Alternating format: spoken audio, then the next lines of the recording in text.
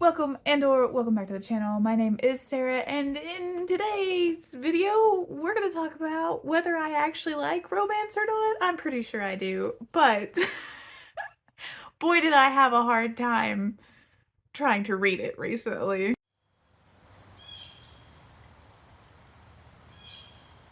So what has happened is that I attempted to film a vlog in which I read romance books recently.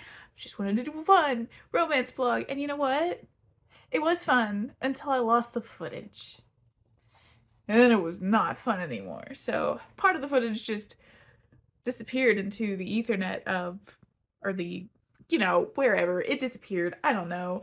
And then another couple clips just corrupted. So I was like, you know what? I don't want to refilm that or piece together this little bit I have left. Even though I had some really good B-roll clips of me working out and some journaling. And you know what? I really enjoyed it. But it's fine. Instead, I lost my footage, so all you're getting is this wrap up.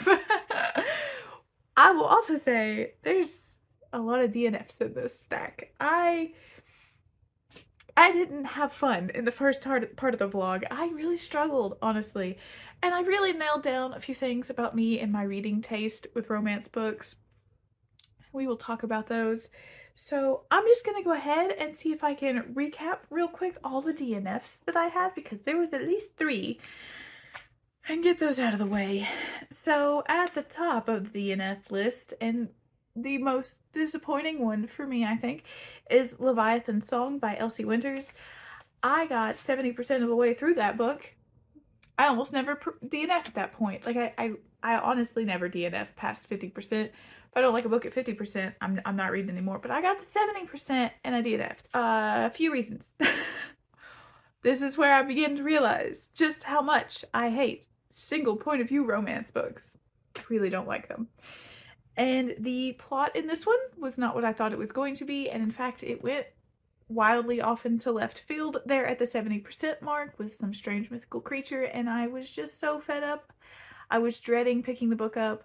I didn't like the main point of view character very much. I didn't enjoy her voice, and there just was no chemistry between the characters for me, so I was done. I decided I was finished. I didn't want it anymore. The next DNF is another really popular one, and also one that I'm pretty sure is single point of view, because I didn't last long enough to verify that, and that's The Bodyguard by Catherine Center. I actually genuinely liked this at first, but then the character voice just got way too fucking strong. Sorry. The character voice just got way too strong and weird, and it felt very much of the I'm not like other girls variety. And like I said, no second point of view from the male character's perspective, and I was kind of done. I didn't want any more. Thank you. No thanks. I also DNF'd A Duke, the Lady, and a Baby, and this one within the first chapter, 2 chapters. There's a baby in peril, baby separated from its mother trope immediately from the get-go, and nothing's going to make me honestly disassociate a little bit than that. So I was out. I don't know if it was simply the writing style was slightly strange, if she was going somewhere with it, or if my brain genuinely did not pick up on what was happening on the page, but it also felt like it was written strangely, especially that first chapter. So I was done. I don't said it time and time again, I don't do babies and children in peril unless I know what's going to happen and it's handled well and it's not treated as like this huge dramatic plot device. And just within the first chapter, I was done. And that kind of ties into the last DNF, which was Last Light by Claire Kent. The main male protagonist in this, it's stated early on in the book, he has a 12-year-old daughter that died off page prior to the start of this book. And he is gruff and grumpy, and this happened just a few weeks before this book started, evidently. And I was living in dread of the moment when it A, became a thing, or B, was never addressed. And the fact that you can have a child in someone's history possibly never be addressed is unfathomable to me. So I left. I put it down. Also seemed to have been single point of view. I didn't see the secondary point of view from him, so I was finished. And by this point, I'm sure you're wondering, are you gonna hate on everything that you tried to read in this blog? No, I'm not. I did read some things I liked, but I really did nail down the fact that I don't like single point of view romances. I know why I don't like single point of view romances now, and it's possibly a really hot take, so I don't know that I'm going to talk about it on the YouTubes at this point in time. I don't like them. They don't work. I need both points of view. I need to believe that both characters are in this and that we're not just objectifying one another. That's that. So the books that I did like, I did like some things. I read Roleplaying by Catherine Yardley. Hold on. I'm checking my notes. Yes, no, Kathy Yardley, that's it. I did really like this. I liked this a lot. My one complaint about this was that it's a video game book. And there are some things that you don't like to read about because you are closely connected to them. This is a thing for everyone, I'm sure. Video games are my thing. I've played video games most of my life, all of my adult life, most of my childhood. And I have been in the MMO scene. I have been a progression raider. I have led raid, like guilds and raid groups. And so when the video game stuff comes up, it doesn't really work well. And there's always a line, especially with romance and video games, that not enough girls play video games, which is I feel a little bit one, a not like other girls thing, and two, almost gatekeeping, because you scare off other girls who might want to play video games with that idea when that's not the case. So that line was only uttered once, so I didn't have to deal with it often. But I just want to throw it out there. That's not really the case anymore. Every guild I was ever in, and that's quite a few, had lots of female players. I've been under female leadership in guilds. I have led guilds. It's never been an issue. We've had, I can count on the number of hands, the amount of times I've had people say things about my voice, and 1-2 comments max, and it was over. So there is misogyny, there is toxicity in that world, but it's not nearly the way it used to be. So when I see that in a video game book, I get a little frustrated because we just want to perpetuate that. We're just gonna keep perpetuating that cycle. We gotta stop. We gotta celebrate what we have. But I like this. To get off my little soapbox, I like this. I absolutely loved the female character. This is about two older people who meet online on an online gaming guild. They end up together. The woman thinks that he is an 18-year-old and he thinks that she's an octogenarian, when it turns out they're actually almost the same age. They're both like, was it like late 30s, early 40s, or late 40s? Either way, they're the same age, and they find this out when she brings him soup after he breaks his foot. She's like, oh no, this little 18-year-old boy needs to help taking care of himself, and I have an 8-year-old son and I feel for him, so I'm gonna take him soup. Instead, he's a hot guy her age, and they develop this relationship both on the game and off of the game. And at one point, she goes to beat up his sister-in-law, and I wanted to see those fists fly. I wanted to see her knock that woman out. And I'm really disappointed that we didn't, because that woman deserved it. But I loved that she was feisty and that she would do that for him. And this one was great. I think if it sounds interesting to you, definitely pick it up. One other thing, there are minis on this cover. Down there on the table, Yep, just double checking, I'm not making this up. There's minis. There's minis down next to their cups. This has nothing to do with D&D. Nothing. Miniatures, in case you didn't know, you were unaware, those are minis. They're little figures of D&D characters. One moment. I'll show you some of ours. So the only one that I have very close at hand is one of my husband's. This is his tiefling. I hope this is coming across. It's focusing. This is his tiefling character he plays in a Strahd game that one of our friends is running. These are miniatures. You put these on a map and move them around in 5 square spaces so you know where you're going, when you roll, when you're attacking, that sort of thing.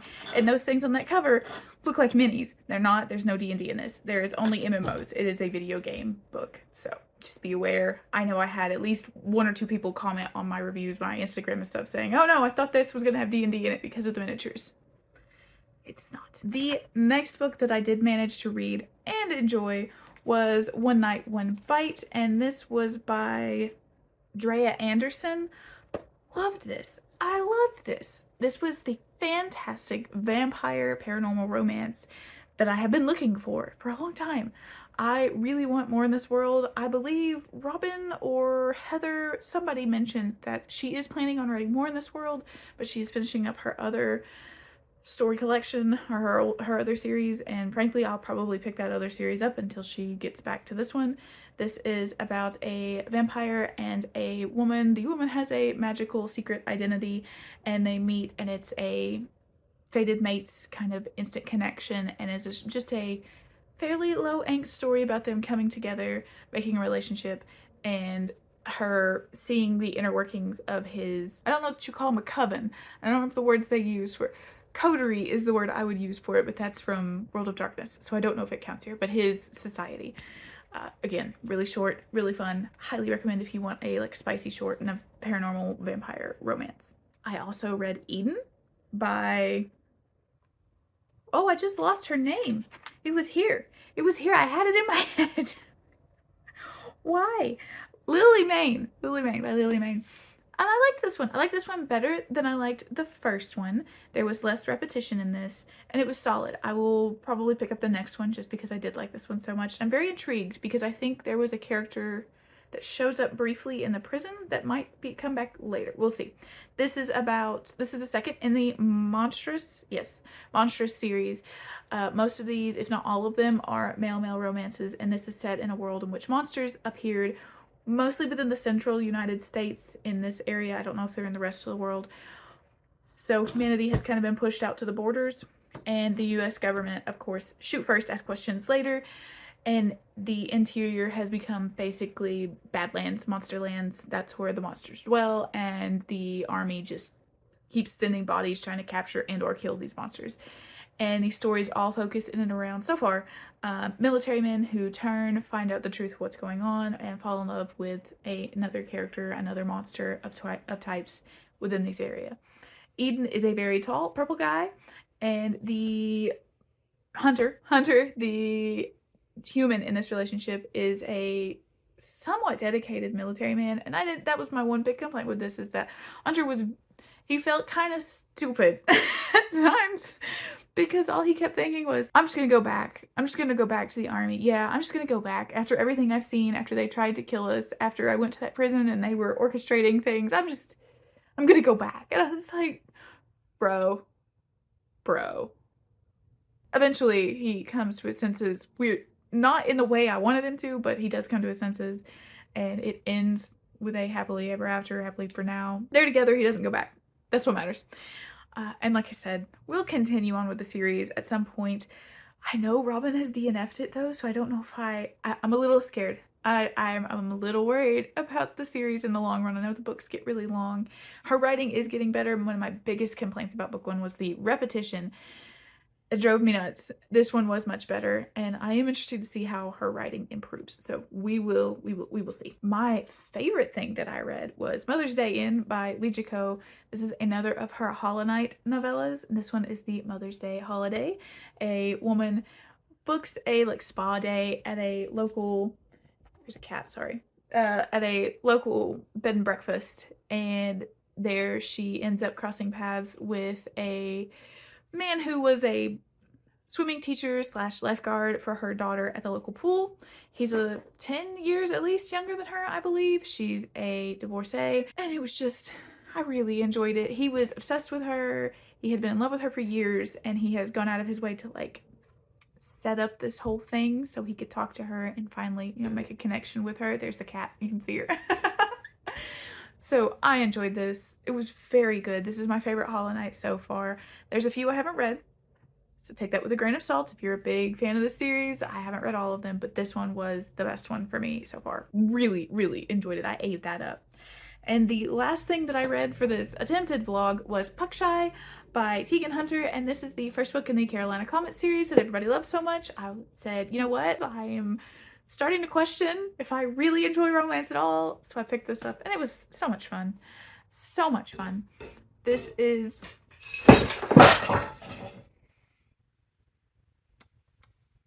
Okay. She broke my chicken. It's broken now. Well, now that tragedy has happened, the last thing, as I was saying, was Puckshy. Let me see. I wrote so I'm always looking through my reading journal when I film these types of videos, and in these I put very short, like thoughts. I put a rating on these little stickers, and I put character names, title, and author. So anytime I'm looking down, it's to check myself because I have the memory of a small squirrel.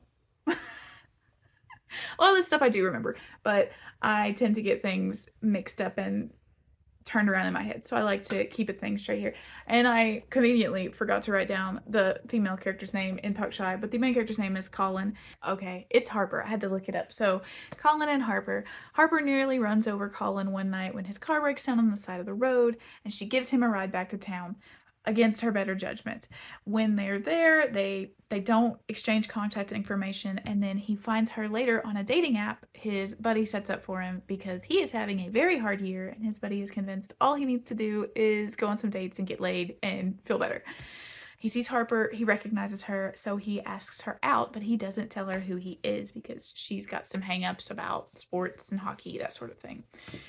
And it's their relationship, and it's remarkably like low angst for some of the things I've read, and very sweet, and I am very excited. I think the second one is called Blindsided. I have it downloaded, and I plan on reading that soon because her best friend Riley, I think might be her name, I'm not sure. The two best friends, it's their book, and it is a Grump Sunshine-esque trope, and I do love that particular trope. I may be a hockey romance reader now. Who knows? We'll see. But I did like this one. So ultimately, yes, I do like romance, but I think I have to be much more careful about the tropes and the narrative styles I pick up. Like I said, I have to almost always have to have a dual point of view. None of this is like set in stone. Writers can always impress me, but dual point of views, clearly I am very picky about that, much more picky than I anticipated. So I'm sorry there's no vlog, but oh well, here we are. Let me know what you guys think. I know I had some hot takes. I did some DNFs of some popular books, but that's okay. Everybody's different. Reading is, you know, tickles everybody's brain differently, and that's okay. I will talk to you guys again soon. And until then, like, comment, subscribe, all that good stuff. I'll see you then. Bye. You want to see it? You want to see the disaster that is my cat's mess? This was my bookmark holder. It's not anymore. Dang. I'll have to put something else up there with Asuna and my little mask.